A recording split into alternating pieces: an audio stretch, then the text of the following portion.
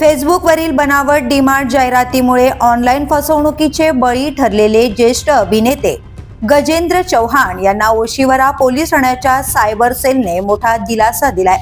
अवघ्या गोल्डन अवरमध्ये तातडीची कारवाई करत सायबर पोलिसांनी त्यांची तब्बल 98,000 रुपयांची संपूर्ण रक्कम परत मिळवून दिली आहे। अंधेरी पश्चिमेतील लोखंडवाला ओशिवरा परिसरात राहणाऱ्या 69 वर्षीय गजेंद्र चव्हाण यांना 10 डिसेंबर रोजी फेसबुकवर डीमार्ट मध्ये ड्रायफ्रूट स्वस्तात मिळत असल्याची आकर्षक जाहिरात दिसली। त्या जाहिरातीतील ऑर्डर लिंकवर क्लिक करताच त्यांच्या मोबाईलवर OTP आला। OTP टाकल्यानंतर काही वेळातच त्यांच्या बँक खात्यातून 98,000 रुपये वजा झाल्याचा संदेश प्राप्त झाला। त्यामुळे ही जाहिरात बनावट असल्याचं त्यांच्या लक्षात आलं।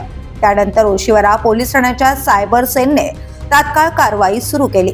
वरिष्ठ पोलीस निरीक्षक संजय चव्हाण आणि पोलीस निरीक्षक आनंद पगारे यांच्या मार्गदर्शनाखाली सायबर अधिकारी पोलीस उपनिरीक्षक शरद देवरे, सहाय्यक फौजदार अशोक कोंडे आणि पोलीस शिपाई विक्रम सरनोबत यांनी गोल्डन अवर मध्ये हालचाली केल्या। सायबर पोर्टल 1930 वर तक्रार नोंदवून बँक स्टेटमेंटची तपासणी करण्यात आली। तपासात 98,000 रुपयांची रक्कम रेझर पे मार्फत क्रोमाकडे वळवण्यात आल्याचं स्पष्ट झालं।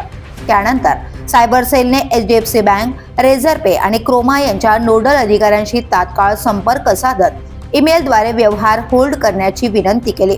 सायबर पोलिसांच्या वेळीच केलेल्या कारवाईमुळे ही रक्कम रोखण्यात आली आणि संपूर्ण 98,000 रुपये गजेंद्र चव्हाण यांना परत मिळाले। या घटनेमुळे ऑनलाईन फसवणुकीत वेळीच तक्रार केल्यास नुकसान टाळता येते हे पुन्हा एकदा अधोरेखित झाले। The police news bureau, Mumbai.